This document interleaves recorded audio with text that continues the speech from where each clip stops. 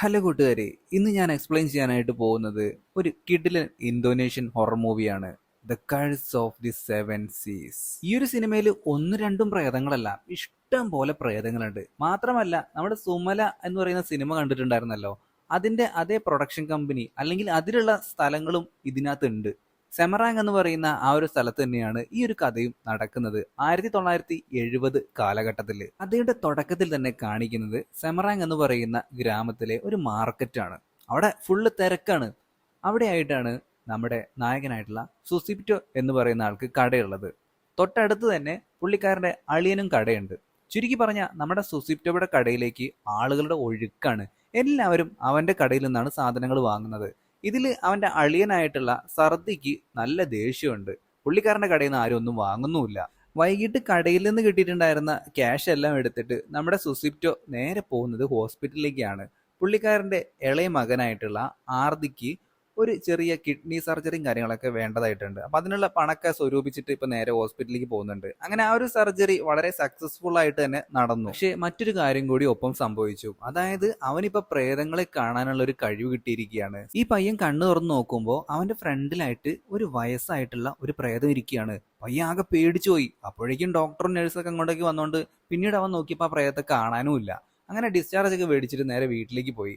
നമ്മൾ ചെറുപ്പത്തിലൊക്കെ ഒരു പേപ്പറും കാര്യങ്ങളൊക്കെ ചുരുട്ടിയിട്ട് അതിനുള്ളിൽ കൂടെ ബൈനോക്കുലർ കൂടെ നോക്കൂലേ, അതേപോലെ ഈ ഒരു പയ്യനാണെന്നുണ്ടെങ്കിൽ പുറത്തേക്ക് ചുമ്മാ അങ്ങോട്ടും ഇങ്ങോട്ടൊക്കെ നോക്കിക്കൊണ്ടിരിക്കുകയാണ്. അപ്പോൾ ദേ ആ ഒരു പ്രേതത്തെ അവൻ വീണ്ടും കാണുകയാണ്. ഈ കുട്ടി ആകെ പേടിച്ചു പോകുന്നുണ്ട്. അപ്പോഴേക്കും അവന്റെ അമ്മയായിട്ടുള്ള മറണിയും അങ്ങോട്ടേക്ക് വന്നിട്ട് അവനെ സമാധാനിപ്പിക്കുന്നുണ്ട്. അർദ്ധി ഇത് പതിവായിട്ട് കാണുന്നതോട് കൂടിയിട്ട് ഇവന്റെ അമ്മ വീണ്ടും ഹോസ്പിറ്റലിലേക്ക് ഇവനെ കൊണ്ടുപോവാണ്. അപ്പൊ അവിടുത്തെ ഡോക്ടർ പറയുന്നുണ്ട് അവന് യാതൊരുവിധ പ്രശ്നങ്ങളും ഇല്ല കണ്ണിന്, ഞാൻ വേറൊരു ആളെ റെഫർ ചെയ്ത് തരാമെന്ന്. അതായത് റുസ്റ്റാം എന്ന് പറയുന്ന ഒരു സ്പിരിച്വൽ ഹീലറെ ആയിരുന്നു അവർ റെഫർ ചെയ്ത് കൊടുത്തിട്ടുണ്ടായിരുന്നത്. അങ്ങനെ അടുത്ത ദിവസം നമ്മുടെ സുസിപ്റ്റോ ആണെന്നുണ്ടെങ്കിൽ കടയടച്ച് പോകുമ്പോൾ അവന്റെ കടയുടെ പുറത്ത് നിന്നിട്ട് ഒരു പൊതി അവന് കിട്ടുന്നുണ്ട്. ആ പൊതി തുറന്നു നോക്കിയപ്പോൾ തന്നെ പുള്ളിക്കാരൻ ഒരു കാര്യം മനസ്സിലായി. ആരോ കൂടോത്ര ചെയ്തിട്ട് അവന്റെ കടയുടെ മുമ്പിൽ ഇട്ടേക്കാണ്. അത് അപ്പൊ തന്നെ അവൻ അവിടെ ഉണ്ടായിരുന്ന ഒരു വേസ്റ്റ് ബാസ്ക്കറ്റിൽ കൊണ്ടുപോയിട്ട് ഇടുന്നുണ്ട്. ഈ ഒരു സമയത്ത് ആ മാർക്കറ്റിൽ ആരും തന്നെ ഉണ്ടായിരുന്നില്ല. അങ്ങനെ അതൊക്കെ അവിടെ കളഞ്ഞിട്ട് വേഗം ട്രക്കിന്റെ ഉള്ളിലേക്ക് കയറി. അപ്പൊ പുള്ളിക്കാരനാണെന്നുണ്ടെങ്കിൽ തോള് നല്ല രീതിയിൽ വേദനിക്കുന്നുണ്ടായിരുന്നു. വീട്ടിലേക്ക് എത്തിയപ്പോഴും ഈ ഒരു തോൾ ഇങ്ങനെ വേദനിച്ചുകൊണ്ടേ ഇരിക്കുകയാണ്. അപ്പൊ തന്നെ മകൻ എവിടെയെന്ന് പറഞ്ഞിട്ട് മകനെ കൊഞ്ചിക്കാനായിട്ട് നോക്കിയപ്പോൾ ആർത്തി നല്ല ഉറക്കമായിരുന്നു. അങ്ങനെ ആർത്തി വിളിച്ചെണീപ്പിക്കുമ്പോൾ ആർത്തി ആണെന്നുണ്ടെങ്കിൽ അച്ഛനെ കണ്ട് പേടിക്കുകയാണ്. അപ്പോഴേക്കും ഭാര്യയായിട്ടുള്ള മാറിനിയും അങ്ങോട്ടേക്ക് വന്നു. അപ്പൊ തന്നെ അമ്മയുടെ അടുത്ത് ആർത്തി പറയുന്നുണ്ട്, അമ്മയെ അച്ഛന്റെ തോളിലായിട്ട് ഒരു പ്രേതം ഇരിക്കുന്നുണ്ടെന്ന്. ഈ കുട്ടിക്ക് മാത്രമേ ആ ഒരു കാഴ്ച കാണാനായിട്ട് പറ്റുന്നുള്ളൂ. നോക്കുമ്പോ ഒരു ഭയാനകമായിട്ടുള്ള പ്രേതം പുള്ളിക്കാരന്റെ തോളിൽ ഇങ്ങനെ കയറി ഇരുന്നിട്ട് ഇങ്ങനെ അട്ടഹസിച്ചുകൊണ്ടിരിക്കുകയാണ്. അതുകൊണ്ടാണ് പുള്ളിക്കാരന് ഇപ്പൊ നല്ല തോൾവേദന അനുഭവപ്പെടുന്നത്. അടുത്ത ദിവസം തന്നെ നമ്മുടെ സുസീപ്റ്റോ നേരെ പോകുന്നത് ഒരു സ്പിരിച്വൽ ഹീലറുടെ അടുത്തേക്കാണ്. റുസ്താം എന്നാണ് പുള്ളിക്കാരന്റെ പേര്. എല്ലാ കാര്യങ്ങളും അയാളുടെ അടുത്ത് സുസീപ്റ്റോ തുറന്നു പറഞ്ഞു. ഇത് ബ്ലാക്ക് മാജിക് ആണെന്നും നിങ്ങൾ നല്ല രീതിയിൽ ശ്രദ്ധിക്കണമെന്നും റുസ്താം അപ്പോൾ തന്നെ സുസിപ്റ്റോയ്ക്ക് മുന്നറിയിപ്പ് കൊടുക്കുന്നുണ്ട്. പിന്നെ റുസ്താം ഒരു കാര്യം ചെയ്തു. അതായത് ആർദി എന്ന് പറയുന്ന ആ പയ്യന്റെ ആ ഒരു തേർഡ് ഐ ഉണ്ടാവുമല്ലോ, സിക്സ് സെൻസ്, അത് ഒരു നാരോ ഡൗൺ എന്ന രീതിയിലാക്കി. അതായത് അവന് ഇപ്പോൾ കാണാൻ പറ്റുന്ന പ്രേതങ്ങൾ എന്ന് പറഞ്ഞിട്ടുണ്ടെങ്കിൽ പ്രേതങ്ങൾക്ക് തോന്നണം മനുഷ്യന്മാരെ കാണിക്കണം എന്നുള്ള രീതിയിൽ, അങ്ങനെയുള്ള പ്രേതങ്ങളെ മാത്രമേ അവന് കാണാനായിട്ട് പറ്റുള്ളൂ. എല്ലാ പ്രേതങ്ങളും കാണാനായിട്ട് പറ്റില്ല.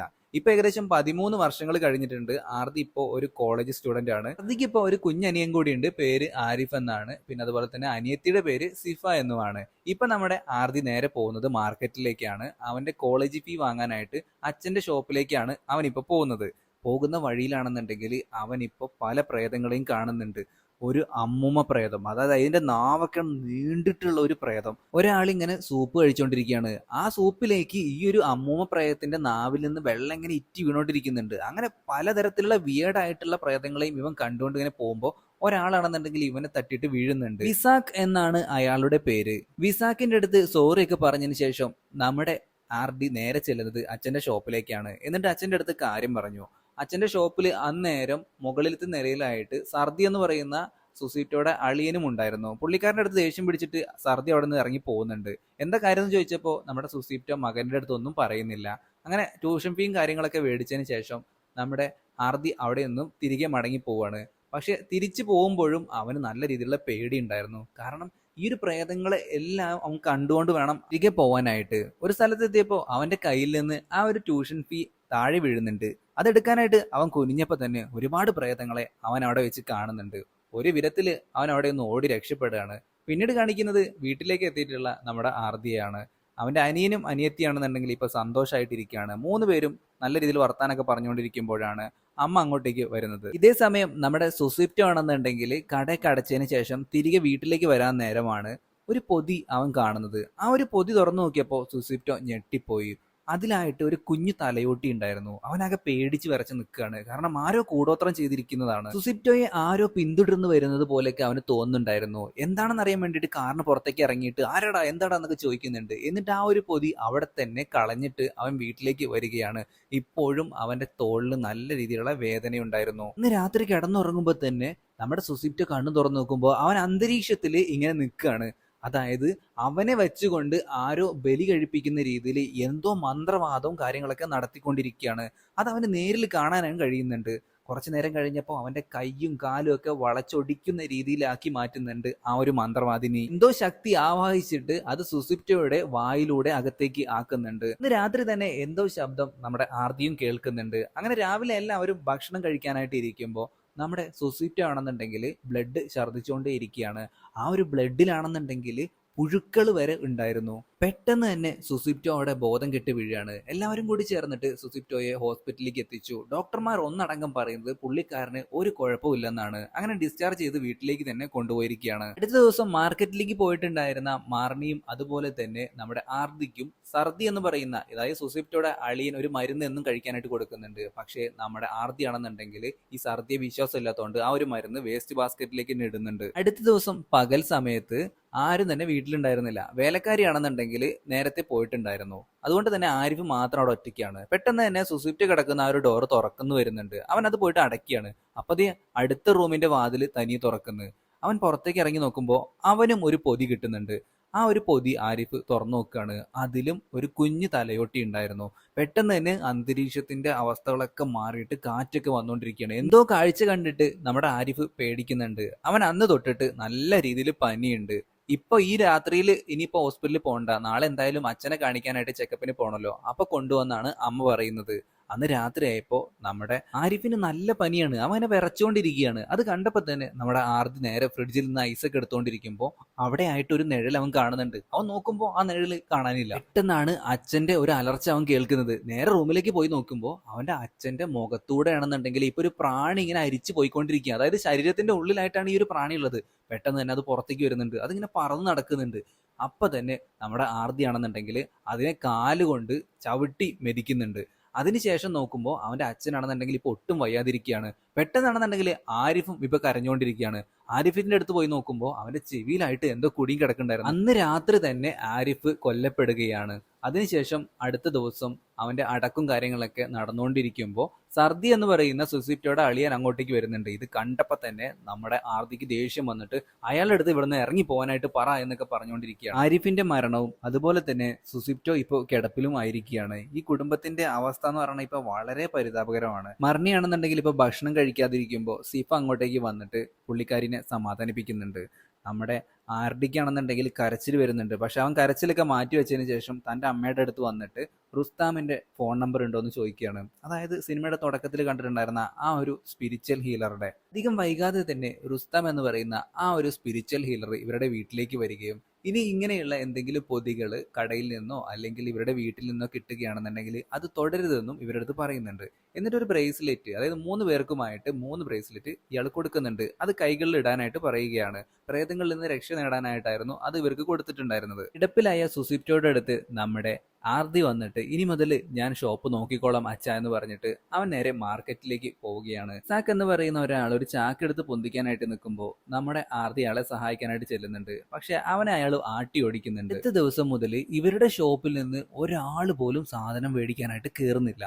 നമ്മുടെ ആർത്തി ആണെന്നുണ്ടെങ്കിൽ വരൂ വരൂ എന്നൊക്കെ പറഞ്ഞ് വിളിക്കുന്നുണ്ടെങ്കിലും ഒരു മനുഷ്യനും വരുന്നില്ല. അവിടുത്തെ സ്റ്റാഫുകളാണെന്നുണ്ടെങ്കിൽ റിസൈൻ ചെയ്യാണെന്ന് പറയാണ്. ഇപ്പൊ ആ ഷോപ്പിൽ പണിക്കാരായിട്ട് ആരുമില്ല. രാത്രിയായിട്ടും ആർത്തി ഓരോരുത്തരെ വിളിക്കുന്നുണ്ടെങ്കിൽ ആരും വരുന്നില്ല. അപ്പോഴാണ് ഒരു സ്ത്രീ അരി മേടിക്കാനായിട്ട് വരുന്നത്. അവർക്ക് 1 കിലോഗ്രാം അരി വേണമെന്നാണ് പറയുന്നത്. ഇവൻ അതൊക്കെ പാക്ക് ചെയ്ത് കൊടുക്കാൻ നേരത്താണ് ഈ അരിയിലേക്ക് ഒരു കറുത്ത രക്തം വിടുന്നവൻ ശ്രദ്ധിക്കുന്നത്. അതൊരു പ്രേതമായിരുന്നു. ആ പ്രേതം ചോദിക്കുന്നത് മറ്റൊന്നുമല്ല, നിന്റെ അച്ഛനായിട്ടുള്ള സുസിപ്റ്റോ എവിടെയെന്നാണ്. ഇവൻ അത് കണ്ടപ്പോ തന്നെ പേടിയാവുന്നുണ്ട്. പിന്നീട് നോക്കിയപ്പോൾ ആ ഒരു പ്രേതത്തെ കാണാനുമില്ല. അങ്ങനെ അവൻ കടയിൽ നിന്ന് പുറത്തേക്ക് ഇറങ്ങി. ആ ഒരു പ്രേതം പോയ വഴിയെ തന്നെ അവൻ പോയി നോക്കുകയാണ്. നേരെ ചെന്നെത്തുന്നത് വിസാഖ് എന്ന് പറയുന്ന ആളുടെ കടയിലായിരുന്നു. അവിടുത്തെ കർട്ടൻ മാറ്റി നോക്കിയപ്പോൾ അയാൾ എന്തൊക്കെയോ കൂടോത്രം ചെയ്യുന്നതായിട്ട് അവൻ കാണുന്നുണ്ട്. ഒരുപാട് മൊട്ടയും പിന്നെ അതുപോലെ തന്നെ അയാളുടെ മകളുടെ ഒരു ഫോട്ടോയും അവിടെ ഉണ്ടായിരുന്നു. പെട്ടെന്നാണ് അവന്റെ പുറകിലായിട്ട് ഈ വിസാക്ക് വരുന്നത്. എന്നിട്ട് പറയാണ്, നിന്റെ അച്ഛൻ കാരണമാണ് എനിക്ക് എന്റെ മകളെ നഷ്ടപ്പെട്ടത് എന്നും പറഞ്ഞുകൊണ്ട് അവൻ അവിടെ നിന്ന് ആട്ടിപ്പായിക്കുകയാണ്. ശേഷം ഒരു വലിയ തീഗോളം ഇവരുടെ വീടിന്റെ ടെറസിൽ വന്നിട്ട് ഇടിക്കുകയാണ്. അതിന്റെ സൗണ്ട് കേട്ടിട്ട് മർണി എന്ന് പറയുന്ന അതായത് സുസിപ്റ്റോയുടെ ഭാര്യ എഴുന്നേൽക്കുന്നുണ്ട്. എന്നിട്ട് പുറത്തേക്ക് ഇറങ്ങി നോക്കുമ്പോൾ അവർക്കും ഇതേപോലെ ഒരു പൊതി കിട്ടുന്നുണ്ട്. ആ ഒരു പൊതി നമ്മുടെ സുസിപ്റ്റോയുടെ ഭാര്യ തുറന്നു നോക്കുകയാണ്. അതിലും ഇതേപോലെ തന്നെ ഒരു ചെറിയ തലയോട്ടി ഉണ്ടായിരുന്നു. പെട്ടെന്ന് തന്നെ അന്തരീക്ഷം ആകെ മാറി മറിയാനായിട്ട് തുടങ്ങിയിട്ടുണ്ട്. മാർണി വേഗം വീടിനകത്തേക്ക് കയറി. എന്നിട്ട് മകളുടെ അടുത്ത് കാര്യം പറഞ്ഞു. അപ്പോഴേക്കും നമ്മുടെ ആർ.ഡി കടയൊക്കെ അടച്ചിട്ട് വീട്ടിലേക്ക് എത്തിയിട്ടുണ്ടായിരുന്നു. ഈ ഒരു പൊതി അവൻ വീട്ടുവളപ്പിൽ നിന്ന് തന്നെ കണ്ടു. അത് തൊടാതെ അവൻ അകത്തേക്ക് കയറി. എന്നിട്ട് അമ്മ ഇങ്ങനെ കിടപ്പിലായി കിടക്കുകയാണ്. അതായത് ആരിഫിന് സംഭവിച്ച പോലെ തന്നെ പനി പിടിച്ച് കിടക്കുകയാണ്. അവന്റെ അനിയത്തിയുടെ അടുത്ത് ഈ കാര്യം അവൻ പറഞ്ഞു. ഉസ്താം എന്ന് പറയുന്ന പുള്ളിക്കാരൻ അങ്ങോട്ടേക്ക് വന്നിട്ട് ഈ ഒരു തലയോട്ടി അടങ്ങുന്ന ആ ഒരു പൊതി എടുത്തിട്ട് കൊണ്ടുപോകുന്നുണ്ട്. എന്നിട്ട് ഇനി എന്തെങ്കിലും കിട്ടുകയാണെന്നുണ്ടെങ്കിൽ നീ അതിൽ തൊടരുത്, അത് തൊടാത്തതുകൊണ്ടാണ് നിന്നെ തേടിയിട്ട് ആരും വരാത്തതെന്നും പറയുന്നുണ്ട്. ദേഷ്യം പിടിച്ച നമ്മുടെ ആർത്തി നേരെ ചെല്ലുന്നത് അങ്കിളിന്റെ അടുത്തേക്കാണ്, അതായത് സർദിയുടെ അടുത്തേക്ക്. എന്നിട്ട് എന്റെ അനിയനെ നിങ്ങൾ കൊന്നു, ഇനി നിങ്ങൾക്ക് എന്റെ അമ്മേനെയും കൊല്ലണോ എന്ന് ചോദിക്കുമ്പോൾ ഞാൻ ആരെയും കൊല്ലാനോ കൂതാക്കാനോ നിന്നിട്ടില്ല, നിന്റെ അച്ഛനാണ് എല്ലാം തുടങ്ങി വെച്ചത്. സുസിപ്റ്റോയ്ക്ക് ഒരു ബിസിനസ്സോ കാര്യങ്ങളോ ഒന്നും തന്നെ ഉണ്ടായിരുന്നില്ല. സർദിയാണ് അവിടെ ഒരു കട അവൻ ഇട്ട് കൊടുക്കുന്നത് തന്നെ. അങ്ങനെ പിന്നീട് ഇവന്റെ കടയിൽ നിന്നും പലതരത്തിലുള്ള പൊതികൾ കിട്ടാനായിട്ട് തുടങ്ങി. അതായത് ആരൊക്കെ കൂടോത്രം ചെയ്യാണ്, ആ മാർക്കറ്റിലുള്ള കടക്കാർ തന്നെയാണ് ഇതൊക്കെ ചെയ്യുന്നത്. ആ ഇടയ്ക്കാണ് കുട്ടിക്ക് കിഡ്നി ഡിസീസ് ഒക്കെ വരുന്നത്. അതുകൊണ്ട് തന്നെ പൈസയ്ക്ക് അത്യാവശ്യമായിരുന്നു. അങ്ങനെ നമ്മുടെ സുസിപ്റ്റോ അടുത്തുണ്ടായിരുന്ന ഒരു പവർഫുൾ ആയിട്ടുള്ള ഷാമാൻ, അതായത് മന്ത്രവാദിയെ കണ്ടുമുട്ടുകയാണ്. എന്നിട്ട് പുള്ളിക്കാരുടെ അടുത്ത് കാര്യങ്ങൾ പറഞ്ഞിട്ട് അതിനുശേഷം ഈ കസ്റ്റമേഴ്സൊക്കെ പുള്ളിക്കാരന്റെ കടയിലേക്ക് കൂടുതൽ വരാനായിട്ടുള്ള മറ്റ് ബ്ലാക്ക് മാജിക്കും കാര്യങ്ങളൊക്കെ ചെയ്യണം. അർദി ഇക്കാര്യങ്ങളൊക്കെ നമ്മുടെ അർദിയുടെ അടുത്ത് പറഞ്ഞിട്ടുണ്ടെങ്കിലും അവൻ ഇതൊന്നും വിശ്വാസം വരുന്നുണ്ടായിരുന്നില്ല. നീ വേണമെന്നുണ്ടെങ്കിൽ ആ ഒരു മന്ത്രവാദിന്റെ അടുത്ത് പോയി ചോദിച്ചു നോക്ക്, അതൊക്കെയാണ് ശരിക്കും നടന്നതെന്നാണ് സർദി ഇപ്പോഴും പറയുന്നത്. മറ്റൊരു കാര്യം കൂടി നമ്മുടെ സർദി പറഞ്ഞു. അതായത് മർണിക്ക് പെട്ടെന്നൊരു ദിവസം വയറ്റിന് വേദന വന്നിട്ട് ആശുപത്രി പോയിട്ട് സ്കാൻ ചെയ്ത് നോക്കുമ്പോൾ അവളുടെ വയറ്റിലായിട്ട് ഒരുപാട് നെയിൽസ്, അതായത് നഖങ്ങൾ ഉണ്ടായിരുന്നു. ഇതെന്താണെന്നറിയാനായിട്ട് ഷാമാനെ കാണാനായിട്ട് സുസിപ്റ്റോ പോയി. സുസിപ്റ്റോ എന്നിട്ട് തിരിച്ച് പണി കൊടുക്കുകയാണ്. പക്ഷെ പാളിപ്പോയി. പണി കൊടുത്തപ്പോ വിസാക്കിനല്ല പണി കിട്ടിയത്, അവന്റെ മകൾക്കാണ്. വിസാക്കിന്റെ കൺമുമ്പിൽ വെച്ചിട്ട് തന്നെ അവന്റെ മകള് അതിക്രൂരമായിട്ട് മരണപ്പെടുകയാണ്. ഈ കഥയൊക്കെ പറഞ്ഞിട്ടും നമ്മുടെ ആർദിക്ക് ഇപ്പോഴും വിശ്വാസമായിട്ടില്ല. അപ്പൊ സർദി പറയുന്നുണ്ട്, നിനക്ക് ഒട്ടും വിശ്വാസമായില്ലെങ്കിൽ നിന്റെ അച്ഛന്റെ കടയുടെ മുകളിലത്തെ നിലയിൽ നീ ഒന്ന് പോയി നോക്ക്, അവിടെ ഒരു ഡോറുണ്ട്, അതും തുറന്നു നോക്കുന്നത്. അപ്പൊ തന്നെ നമ്മുടെ ആർദി അങ്ങോട്ടേക്ക് പോവാണ്. എന്നിട്ട് ആ ഡോറാണെങ്കിൽ ലോക്കായിരുന്നു. അപ്പൊ തന്നെ അവൻ അത് പൊളിച്ചിട്ട് അകത്തേക്ക് കയറുകയാണ്. അകത്ത് കയറി നോക്കുമ്പോൾ ഒരു കറുത്ത തരത്തിലുള്ള ഒരു വലിയ അലമാര ഉണ്ടായിരുന്നു. അത് തുറന്നു നോക്കിയപ്പോൾ അതിലിപ്പോഴും കെടാതെ ഇരിക്കുന്ന ഒരു വിളക്ക് പോലെയുള്ള ഒരു സംഭവം, ഒരുപാട് മുട്ടകളും ഒരുപാട് ഗ്രന്ഥങ്ങളും ഒക്കെ ഉണ്ടായിരുന്നു. ആ ഗ്രന്ഥത്തിന്റെ പുറകിലായിട്ടൊരു ഫോൺ നമ്പർ ഉണ്ടായിരുന്നു. അതിൽ അവന് വിളിച്ചു. അതൊരു ഗ്രാമത്തിലെ നമ്പറായിരുന്നു. പെട്ടെന്ന് തന്നെ അവൻ അനിയത്തി വിളിച്ചിട്ട് കാര്യം പറഞ്ഞു, അമ്മയെ നോക്കാനായിട്ട് ഞാൻ ഒരു സ്ഥലത്തേക്ക് പോവാണെന്ന്.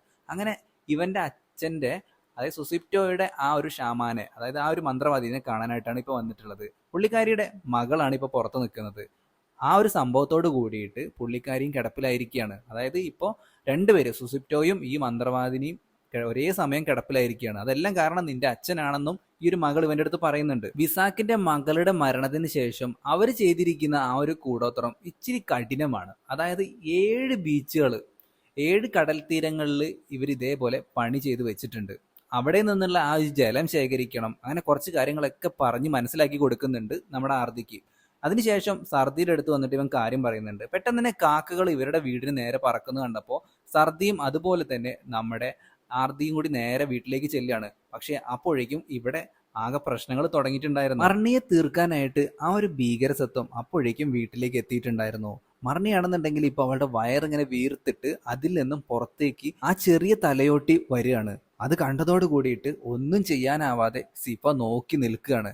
അപ്പൊ തന്നെ അതിക്രൂരമായിട്ട് അവളുടെ അമ്മയും മരണപ്പെടുകയാണ്. അർദിയും അങ്കിളും ആ ഒരു വീട്ടിലേക്ക് എത്തിയപ്പോഴേക്കും എല്ലാം സംഭവിച്ചു കഴിഞ്ഞിരുന്നു. ഇനി ഒന്നും ചെയ്യാനായിട്ടില്ല. അടുത്ത ദിവസം അമ്മയുടെ അടക്ക് നടന്നുകൊണ്ടിരിക്കുകയാണ്. അങ്ങനെ അടക്കിന് ശേഷം പിന്നീട് കാണിക്കുന്നത് നമ്മുടെ റുസ്താം ആണെന്നുണ്ടെങ്കിൽ എന്തൊക്കെയോ റിച്വലും മറ്റൊക്കെ നടത്തിക്കൊണ്ടിരിക്കുന്നതാണ്. അതിനുശേഷം പിന്നെ സിഫയുടെ അടുത്ത് ഇപ്പൊ നമ്മുടെ ആർദി ഒരു കാര്യം പറയാണ്. അതായത് ഇനിയും വൈകിക്കൂടാ, ആ വിസാക്കിനെ കണ്ടിട്ട് കാര്യം പറയണം, ഇനി അടുത്തത് നമ്മളായിരിക്കും, എന്തുകൊണ്ട് നമ്മളിങ്ങനെ വെറുതെ ഇരിക്കണം, അയാളെ പോയിട്ട് അങ്ങോട്ട് കൊന്നു കളഞ്ഞാലോ എന്ന് പറയുമ്പോഴേക്കും അങ്ങോട്ടേക്ക് റുസ്താം വരുന്നുണ്ട്. റുസ്താം വന്നിട്ട് കുറച്ച് കാര്യങ്ങൾ ഇവരുടെ അടുത്ത് പറയാണ്. അതായത് ഇത് വലിയൊരു കെഴുസാണ്, അല്ലെങ്കിൽ ഒരു ശാപമാണ്. ഈ ശാപം തീർക്കണം എന്നുണ്ടെങ്കിൽ 7 തീരങ്ങളുണ്ട്, 7 കടൽ തീരങ്ങൾ.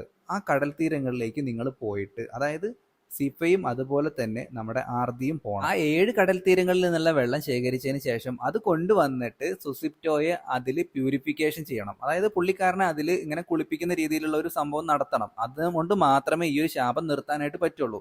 അങ്ങനെ പോവാനായിട്ടാണെന്നുണ്ടെങ്കിൽ ഇവർക്ക് രണ്ടുപേർക്കും ആ ഒരു തേർഡ് ഐ വീണ്ടും തുറപ്പിക്കേണ്ടതായിട്ടുണ്ട്. അതായത് ആ ഒരു സിക്സ് സെൻസ് ഉണ്ടെങ്കിൽ ഇവർക്ക് പ്രേതങ്ങളെ കാണാനായിട്ട് പറ്റും. ഈ 7 കടൽ തീരങ്ങളിലും ഇതേപോലുള്ള ഒരുപാട് പ്രേതങ്ങൾ ഉണ്ടായിരിക്കും. അപ്പൊ അതുങ്ങളുടെയൊക്കെ കണ്ണ് വെട്ടിച്ച് അല്ലെങ്കിൽ അതുങ്ങളിൽ നിന്ന് രക്ഷപ്പെട്ടിട്ട് വേണം അവിടെ നിന്ന് വെള്ളം ശേഖരിക്കാനായിട്ട്. ആദ്യത്തെ സ്ഥലത്ത് പോയപ്പോൾ അവിടെ ഒരു കയറും പിന്നെ അതുപോലെ തന്നെ അവര് പ്രാർത്ഥനയ്ക്കായിട്ട് വെച്ചിരുന്ന സംഭവമൊക്കെ ഉണ്ടായിരുന്നു. ആദ്യത്തെ വിളക്കൊക്കെ ഊതിക്കെടുത്തതിന് ശേഷം അവരവിടെ നിന്ന് വിളക്കെടുത്ത് പോകുമ്പോൾ അവിടെയും ഒരു പ്രേതം ഉണ്ടായിരുന്നു. ഒരു പാമ്പ് കഴുത്തിലുള്ള ഒരു പ്രേതം. ഒരുവിധം അവിടെ നിന്ന് രക്ഷപ്പെട്ടതിന് ശേഷം അടുത്ത സ്ഥലത്തേക്ക് പോവാണ്. അവിടെയും ഇത് തന്നെയായിരുന്നു സ്ഥിതി. പലതരത്തിലുള്ള പ്രേതങ്ങളും അവിടെ ഉണ്ടാവും. ഇവരതൊന്നും മൈൻഡ് ചെയ്യാതെ പെട്ടെന്ന് തന്നെ വെള്ളം ശേഖരിച്ചിട്ട് മറ്റു സ്ഥലങ്ങളിലേക്ക് പോകും.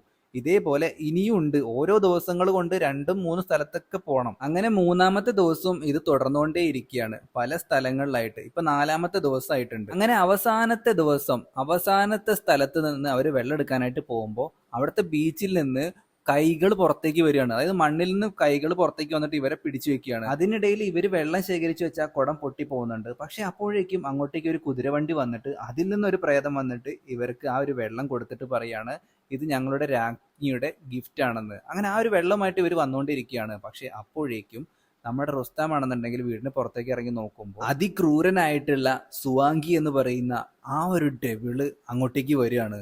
അതോട് കൂടിയിട്ട് ഓടിപ്പോയിട്ട് റുസ്താം ആ ഒരു റിച്വലും കാര്യങ്ങളൊക്കെ ആരംഭിക്കുന്നുണ്ട്. പക്ഷെ അപ്പോഴേക്കും ആ ഒരു ഡെവിൾ വന്നിട്ട് അവന്റെ കൈക്ക് പിടിക്കുകയാണ്. എന്നിട്ട് അവന്റെ കഥ അപ്പൊ തന്നെ കഴിക്കുകയാണ്. ഒന്നും തന്നെ ചെയ്യാനായിട്ട് റുസ്താമിന് കഴിഞ്ഞില്ല. ഈ ശബ്ദം കേട്ടിട്ട് അങ്ങോട്ടേക്ക് വന്നിട്ടുണ്ടായിരുന്ന സർദിയെയും നിമിഷ നേരം കൊണ്ട് ആ ഒരു സുവാങ്കി എന്ന് പറയുന്ന ഡീമോൺ തീർത്ത് കളഞ്ഞു. ഇതെല്ലാം കഴിഞ്ഞതിന് ശേഷമാണ് നമ്മുടെ സിഫയും ആർദിയും അങ്ങോട്ടേക്ക് എത്തുന്നത്. അവരാ മൃതദേഹങ്ങൾ കണ്ട് ഞെട്ടിത്തരിച്ചു പോയി. പെട്ടെന്ന് തന്നെ നമ്മുടെ ആർദി ആ ഒരു റിച്വൽ തുടങ്ങി. ആ 7 തീരങ്ങളിൽ നിന്നും കിട്ടിയിട്ടുണ്ടായിരുന്ന എല്ലാ വെള്ളവും ഒഴിച്ചുകൊണ്ടിരിക്കുമ്പോൾ തന്നെ പെട്ടെന്ന് കറണ്ട് പോകുന്നു. അതോട് കൂടിയിട്ട് ആ ഒരു ഡെവിൾ അങ്ങോട്ടേക്ക് വരികയാണ് സുവാങ്കി. എന്നിട്ട് ഇവരെ രണ്ടുപേരെയും മാറി മാറി ഉപദ്രവിച്ചുകൊണ്ടിരിക്കുകയാണ്.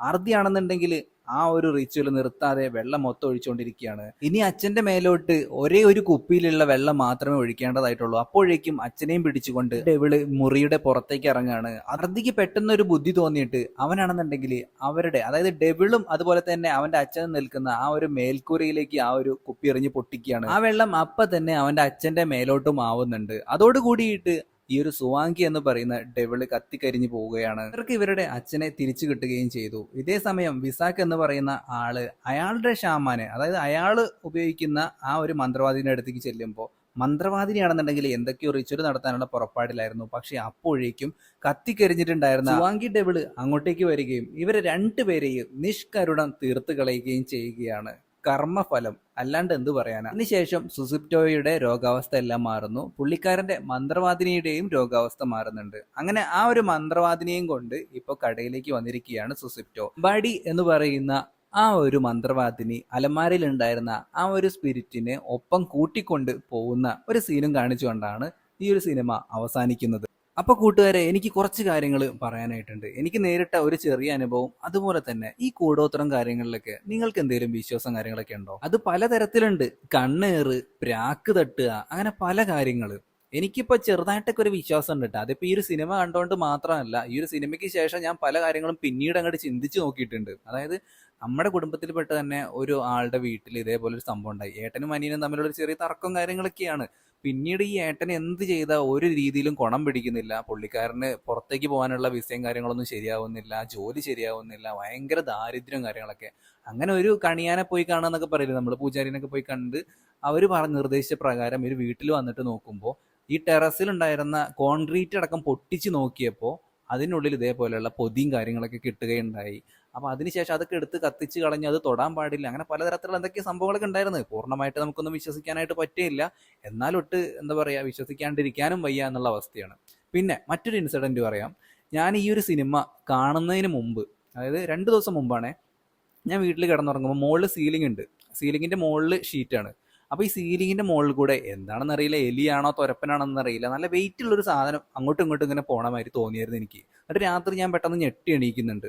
അതിനുശേഷം 2 ദിവസം കഴിഞ്ഞിട്ടാണ് ഈ ഒരു സിനിമ ഞാൻ കാണുന്നത്. ഈ സിനിമേനകത്ത് സെയിം സീനുണ്ട്. അതായത് ഇതിൽ ഇവന്റെ അമ്മ, അതായത് മർണി എന്ന് പറയുന്ന ആ അമ്മ ഇങ്ങനെ പെട്ടെന്ന് ഞെട്ടി എണീക്കുന്നുണ്ട്. അതായത് അവരുടെ ആ ഒരു വീടിന്റെ സീലിങ്ങിന്റെ മുകളിലൂടെ എന്തോ ഇങ്ങനെ ഒന്ന് പോകുന്നത്, അല്ലെങ്കിൽ എന്തോ ഒരു ഭാരമുള്ള വസ്തു ഇങ്ങനെ നടന്നു പോകുന്നതായിട്ട്. ശരിക്കും എനിക്ക് എന്താ പറയാ, സംഭവം ചിലപ്പോൾ ക്രിഞ്ചായിട്ടൊക്കെ നിങ്ങൾക്ക് തോന്നാം, പക്ഷെ എനിക്കത് ഭയങ്കര ഒരു കോയിൻസിഡൻസ് ആയിട്ട് തോന്നിയിട്ട് അങ്ങനെ അങ്ങനെ പല കാര്യങ്ങളും ഉണ്ടായിരിക്കും. നിങ്ങൾക്ക് അങ്ങനെ എന്തെങ്കിലും അനുഭവങ്ങളും കാര്യങ്ങളൊക്കെ ഉണ്ടെങ്കിൽ കമന്റ് ആയിട്ട് രേഖപ്പെടുത്താൻ മറക്കരുത് കേട്ടാ. സത്യം പറഞ്ഞാൽ എനിക്ക് ഇങ്ങനെയുള്ള കാര്യങ്ങളൊന്നും വിശ്വാസമില്ല, പക്ഷെ ഇങ്ങനെയുള്ള പെട്ടെന്ന് ഇങ്ങനെ നമ്മൾ അറിയാണ്ട് ഓരോ കാര്യങ്ങൾ കോയിൻസിഡൻസ് പോലെ സംഭവിക്കുമ്പോൾ നമുക്കും ചെറുതായിട്ടൊക്കെ ഒരു വിശ്വാസമൊക്കെ തോന്നി തുടങ്ങും. പ്രത്യേകിച്ച് ഇപ്പൊ ഇന്തോനേഷ്യൻ പടങ്ങൾ മാത്രമാണ് ഞാൻ കാണുന്നത്. സംഭവം എന്താ ഞാൻ പറയാന്ന് വെച്ചിട്ടുണ്ടെങ്കിൽ, സാധാരണ നമ്മൾ എന്തെങ്കിലും സിനിമ കണ്ടതിന് ശേഷം അതിന്റെ ഇൻഫ്ലുവൻസിൽ എന്തെങ്കിലുമൊക്കെ സ്വപ്നം കാണണമെങ്കിൽ ഓക്കെ. ഇത് നമ്മൾ, അതായത് ഞാന് ആ ഒരു സീന്, അതായത് ആ സംഭവം ആദ്യം തന്നെ വീട്ടിൽ നടന്നതിന് ശേഷം പിന്നീട് 2 ദിവസം കഴിഞ്ഞിട്ടാണ് ഈ ഒരു സിനിമ കാണുന്നത് തന്നെ. അപ്പൊ ഒന്ന് ആലോചിച്ച് നോക്കിയേ. അങ്ങനെ എന്തെങ്കിലുമൊക്കെ കാര്യങ്ങൾ നിങ്ങളുടെ അനുഭവത്തിലുണ്ടെങ്കിൽ അതൊക്കെ ഒന്ന് കമന്റ് ആയിട്ട് രേഖപ്പെടുത്താൻ മറക്കരുത്. ഒപ്പം ആദ്യമായിട്ടാണ് കൂട്ടുകാർ ഈ ഒരു ചാനൽ കാണുന്നതെങ്കിൽ ഇപ്പൊ തന്നെ ഒന്ന് സബ്സ്ക്രൈബ് ചെയ്ത് വെച്ചേക്കുക. ഇന്തോനേഷ്യൻ ഹൊറർ മൂവീസ് നിങ്ങൾക്ക് ഇഷ്ടമാണോ, ഇനി അങ്ങനെയുള്ള പടങ്ങൾ ഞാൻ ചെയ്യണോ എന്നുള്ള കാര്യങ്ങളും നിങ്ങൾ കമന്റ് ആയിട്ട് രേഖപ്പെടുത്താൻ മറക്കരുത്. അപ്പൊ പുതിയൊരു വീഡിയോ ആയിട്ട് നമുക്ക് വീണ്ടും കാണാം. അതുവരെ എല്ലാവരും നല്ല ഹാപ്പി ആയിട്ടിരിക്കുക. Tata, bye bye.